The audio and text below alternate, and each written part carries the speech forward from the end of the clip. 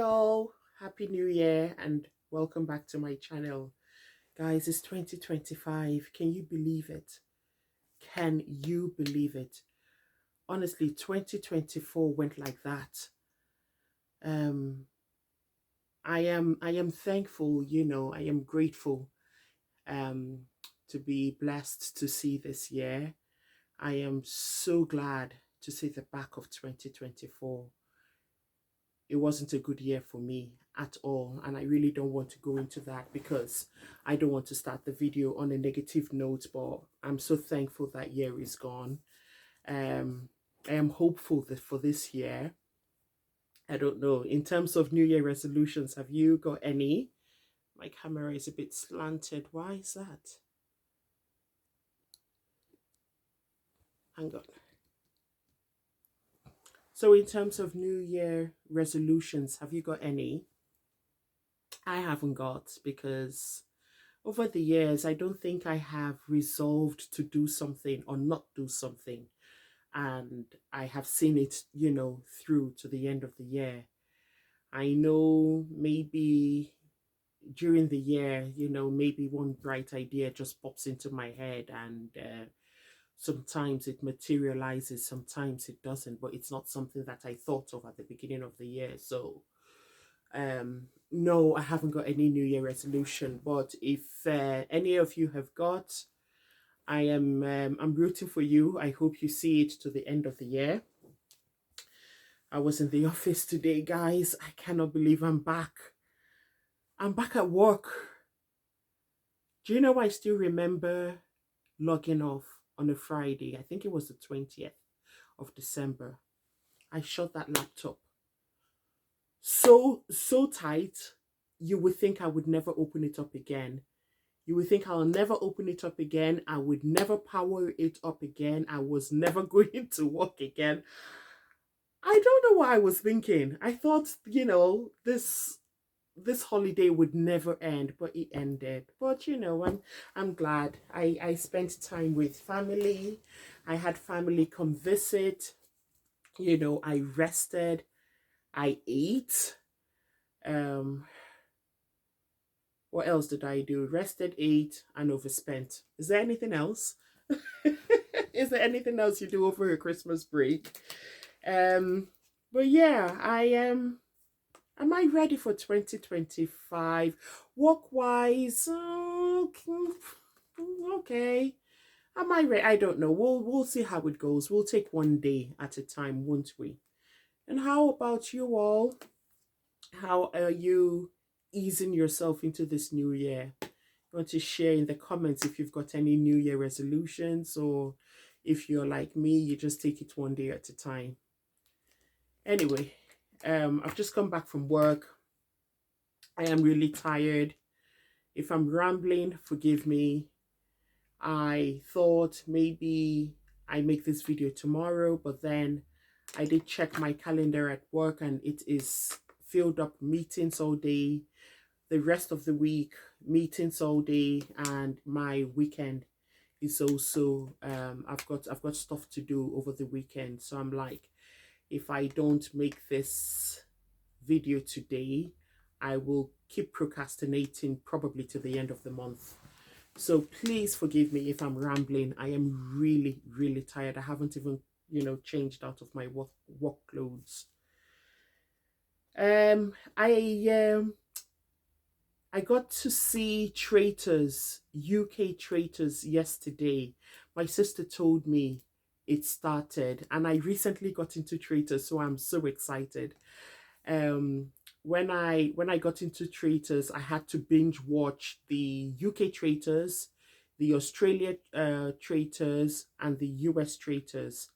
And so far, I've enjoyed every single one of them. But the US Traitors, that ranks, highest amongst UK, US, and Australia. I did enjoy the US more. So the UK Traitors have started. This is series 3, and I'm thinking, let's talk about it. Let's talk about it. So disclaimer: if you are into UK Traitors, you haven't seen it, there will be some spoilers. This will just be the season 1, and I think part of season 2. Um, so yeah, if you're into UK Traitors and you don't want me to spoil this for you, you're more than welcome to click off now. If you are into into Traitors and you don't mind me spoiling it, then please carry on watching. If you do not watch UK Traitors and you can stand the sound of my voice, by all means, please continue with the video. So the show begins. They all meet up at a station. I want to believe that station is in Scotland because they filmed the UK Traitors. Yeah, the UK Traitors is filmed in Scotland.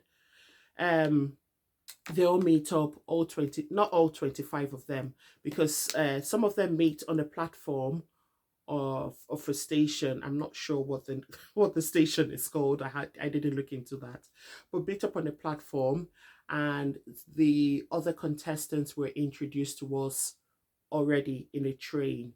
Anyway, so they all meet up at the platform with your suitcase, introduce themselves, hug, laugh, yada yada yada, and then this train pulls up your traditional British vintage locomotive train. Then they make their way into, there were 3 carriages.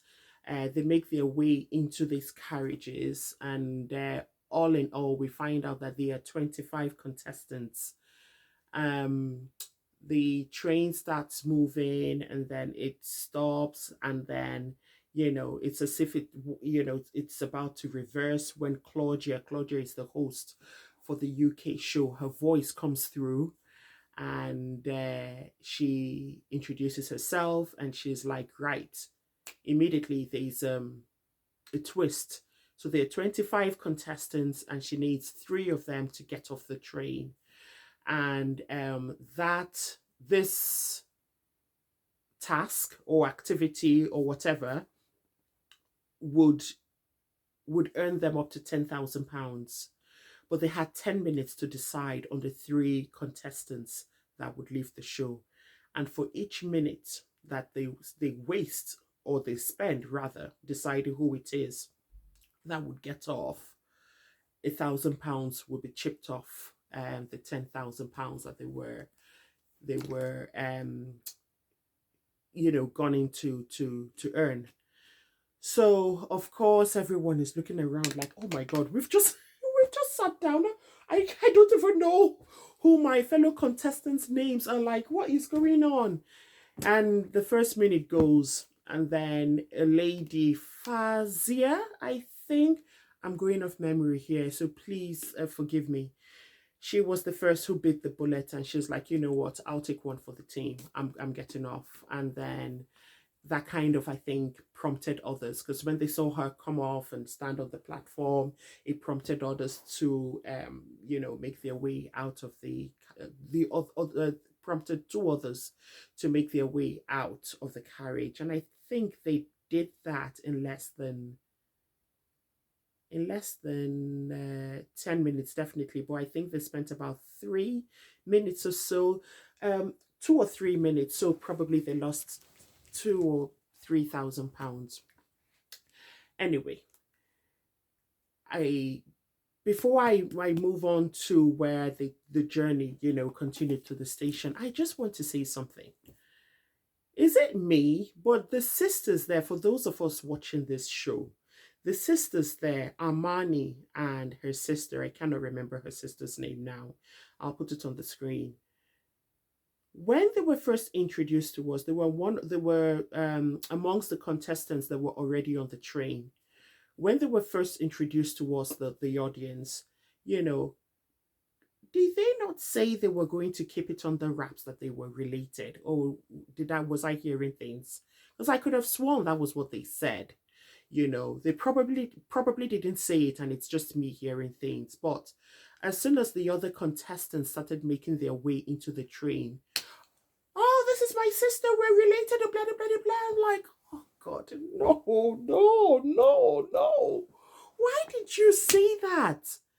Why did you say that? Because I just feel like there's every possibility when they're relatives or a couple on the show, the possibility of one being picked to be a traitor is high. So why would you like anyway? I just thought to say that. Well, three contestants leave, they make their way, they get up to the castle. They are greeted by Claudia. She's in her dramatic black cloak with her red gloves that this owl brought to her at the start of the show. I love that look. I really love that look on Claudia with her fringe, her black fringe. That's a signature look, and her straight black hair. Beautiful. Love it. So she says, right, okay, we are going to you know, usher you to the round table. There, I will pick my traitors. And as she's doing that, at the same time, the show clips of her having short interviews with the contestants, asking them why they want to come on the show, and they're giving their reasons and blah, blah, blah, blah. So eventually they all seated around that big round table. They asked to put on their blindfolds. She's going to walk around. Anyone who feels, the touch on the shoulder from Claudia, you are a traitor. Okay, fine. Why is it that when she touches, what's her name? Sorry, I've got my notes here because, the show just started. So it's taking me a while to remember all their names. Mina. Mina has a blindfold like this. Hang on. She's got her blindfold like this, right? Okay. Hang on. Blindfold is like this. Claudia comes behind, touches her on the shoulder. Mina is like this.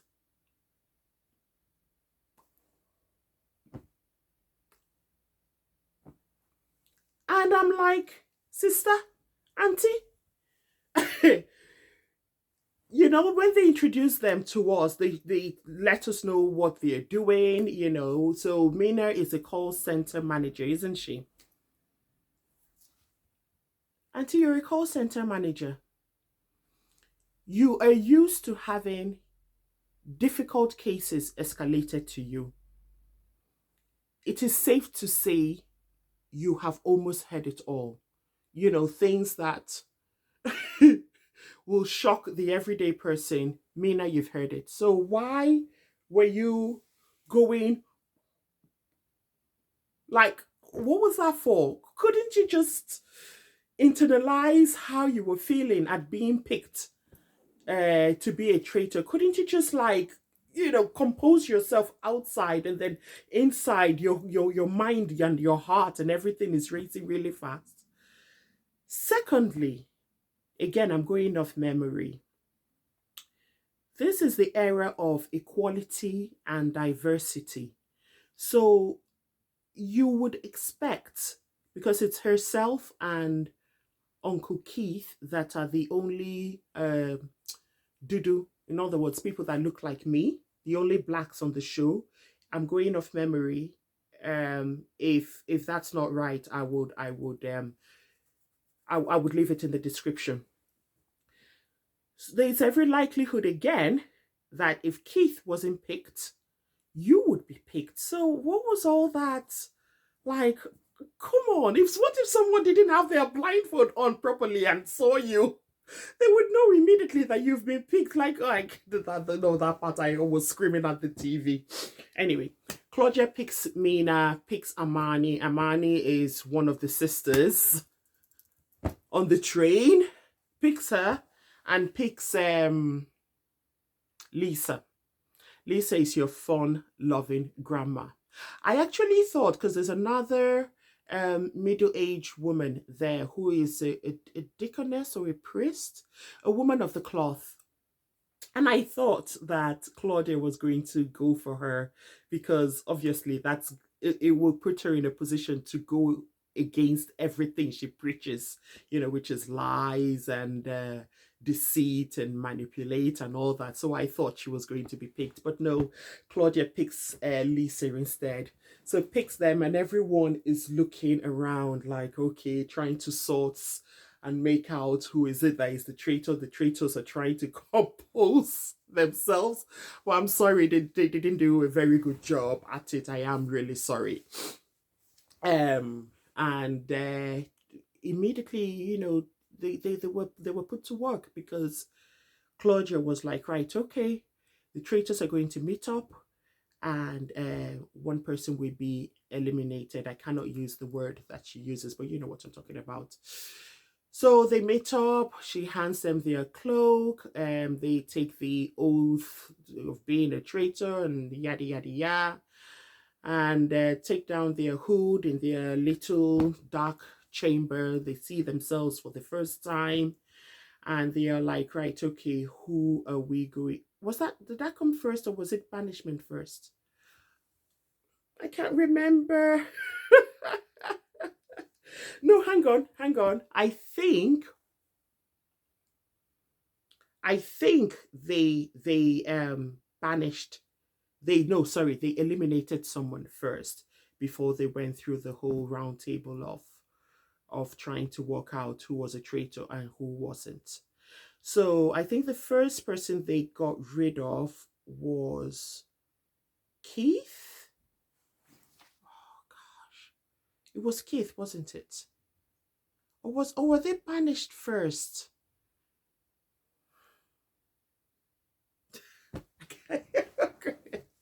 Do you know what? I honestly thought, because they would have some sort of activity first before there was the process of eliminating or banishment. Now I cannot remember. I can't remember what came before the other.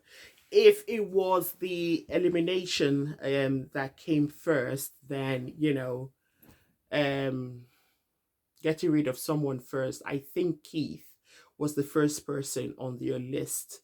If not, I will correct myself because I do intend to talk about this video. I will correct myself in my next video.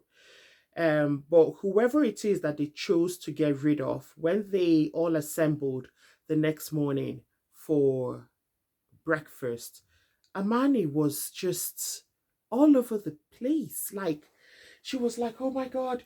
Yes, she came in before her sister came in. And as other people were coming in, she was trying so hard to blend and blend and behave like she was a faithful. But I felt like she was overdoing it because people would come in and everyone would be like, oh, okay, right, you've come in, you've not been eliminated, trying to work out who it is that the traitor got rid of. And she was extra. She was too extra. She if I hadn't seen Claudia tap Amani on the shoulder, the way she was behaving, straight away I would have said that was a traitor. It was glaring. I'm sorry. It was just too much. Anyway, her sister eventually comes in, everyone comes in, and they work out that Keith had been eliminated. I think it was Keith, or was it Yin? I'll correct myself. Please forgive me. I've just come back from work. I'm really tired. I will correct myself. So they come in, they find one of them has been eliminated. Let's go with that. And then straight on was the banishment now. The round table. They didn't have any what's it like, they usually have like some sort of competition where they have to do something to earn more money, and add to their prize pot. But I noticed with in the first episode there wasn't any competition, which I felt like, come on, it's make them work for it. But they went straight. It was either banishment, then elimination, or elimination banishment. There wasn't any task of competing amongst themselves to earn money. This was season one. Sorry, not season one. Episode 1 of season 3. So get to the round table, and Nathan is one of the contestants. He's a faithful. Immediately, just his eyes was just focused on Lisa. And the reasons he gave, I'm sorry, Nathan was spot on. he was, because he was like, when Claudia mentioned the word traitor, immediately Lisa reacted. And I think she didn't have enough time to process the fact that she was a traitor and compose herself. So anytime she hears the word traitor, she's not like triggered and looking around like, oh my God, have I got traitor written on my forehead? So, that reaction, he was like, you're a traitor. Of course, she tried to like come back and, defend herself and whatever, but the go round, and Nathan was picked to be banished. He comes up, he stands, and he's like, you've got it wrong. I'm a faithful, and that's it. He had to leave the castle. They get together again, and they decided to banish Yin. I think. I hope I'm giving you the right information. If I'm not, it would be in my description. Please forgive me. They decide to banish Yin. Yin says she describes herself as a master of persuasion, something to do with communication. And I was gutted when she was taken off the show, because I really wanted to see her skills, see her put her skills to use. I wanted to see how she would, maybe persuade people to believe that this person is a traitor and this one isn't, or during a task, how she was going to like get people to like, work together, or accomplish certain things. I just wanted to see her use her skill sets, but she was eliminated from the show too early, in my opinion, too early. I think they are how many episodes now? There should be about 4 or 5. I have only watched the first episode and half of the second one. So I would try and watch up. You can tell I'm really tired. I will try and conclude the second half, the third, as many as I can, and I would come up here and talk about it, because I really do enjoy watching Traitors. One thing I want to mention though, or talk about, is the prize money. It's £120,000. Please don't get me wrong, £120,000 is a lot of money. You bless me with £120,000, I may have to sleep for 24 hours before deciding how I am going to spend that money. But I just thought, 2025, the cost of living, things are really expensive. I was kind of thinking maybe the price pot would be at least £200, would be at least £200,000. Oh yeah, 120. When I heard that, I was like, is that it? But yeah, anyway, I've rambled on for so long.